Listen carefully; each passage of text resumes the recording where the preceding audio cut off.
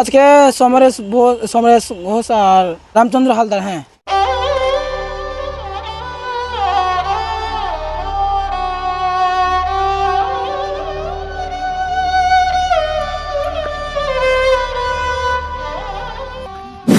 তাহলে তোমার বাড়ি আবার আসবো।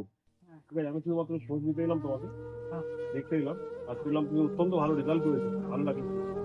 ঠিক আছে, তো তোমাদের মতো ছেলেদের পাশে আমরা সবসময় থাকবো, আমার পাশে থেকে এসেছি। তো এই প্রথমবার এসে তোমার খোঁজ খবর নিয়ে গেলাম। আবার আমি এখানে আসবো এবং সেখানে এসে চেষ্টা করছি কিছুটা বন্দোবস্ত করতে। ঠিক আছে, তাহলে সব ঠিকঠাক হয়ে যাবে। আমি আজকে তোমার বাড়িটা দেখতে এলাম, তোমার ঘরে এলাম, কথাবার্তা বলতে, তোমার সম্পর্কে জানতে। তো ঠিক আছে, আমি আবার আসবো এখানে। ঠিক আছে, এবং আবার এসে তোমার চিকিৎসার একটা বন্দোবস্ত আমরা করার চেষ্টা করি। ঠিক আছে, তো ভালো থাকো। হ্যাঁ, তো অন্ধকারের মধ্যেও স্বপ্নের আলো। সীতারামের পাশে দাঁড়ালেন দুই সমাজসেবী। দুই চোখে কোনোদিনও পৃথিবীর আলো দেখেনি সে, তবুও হার মানেনি। দারিদ্র্যের সঙ্গে লড়াই করে মাধ্যমিক পরীক্ষায় অসাধারণ ফল করেছে সীতারাম হেমব্রম। কিন্তু উচ্চশিক্ষার পথে বড় বাধা অর্থের অভাব। পড়াশোনা চালিয়ে যেতে তার প্রয়োজন একটি ইলেকট্রনিক্স ডিভাইস। সেই অসহায়তার খবর তুলে ধরেছিল শান্তিনিকেতন টিভি, আর সেই খবরেই সাড়া মিলল মানবতার।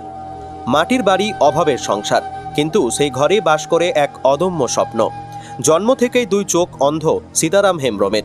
চোখে দেখতে না পেলেও মন দিয়ে দেখেছে ভবিষ্যতের স্বপ্ন, আর সেই স্বপ্নকে আঁকড়ে ধরেই মাধ্যমিকে অর্জন করেছে উল্লেখযোগ্য সাফল্য। কিন্তু স্বপ্নের পথে এগোতে দরকার আধুনিক প্রযুক্তির সাহায্য, দরকার একটি ইলেকট্রনিক ডিভাইস যা তার পড়াশোনার একমাত্র ভরসা হতে পারে।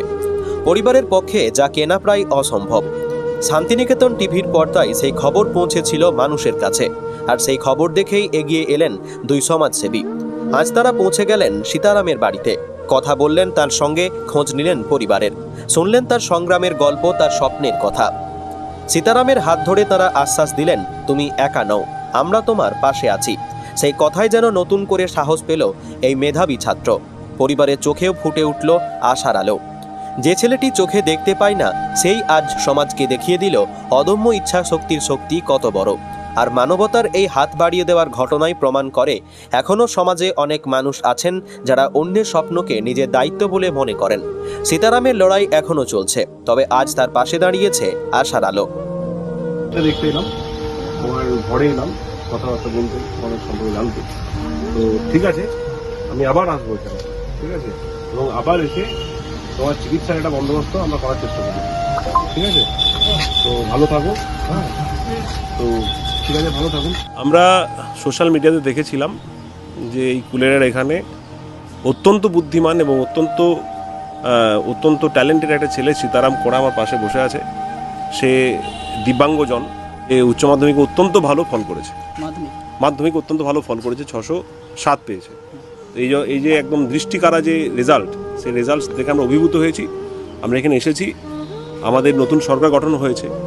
আমরা প্রথম থেকেই আশ্বাস দিয়েছিলাম মানুষকে, মানুষের পাশে শেষ অবধি থাকবো, সমস্ত অবস্থাতেই থাকবো। তো সেই কারণে যখন আজকে যারা যোগ্য দাবিদার, যাদের জন্য সরকার গঠন হয়েছে, আমি দলের প্রতিনিধি হিসাবে দলের নির্দেশে আমি এখানে এসেছি, সীতারামের পাশে থাকার আশ্বাস দিলাম, এবং ওর পড়াশোনার ক্ষেত্রে যা যা সাহায্য লাগবে আমরা করব।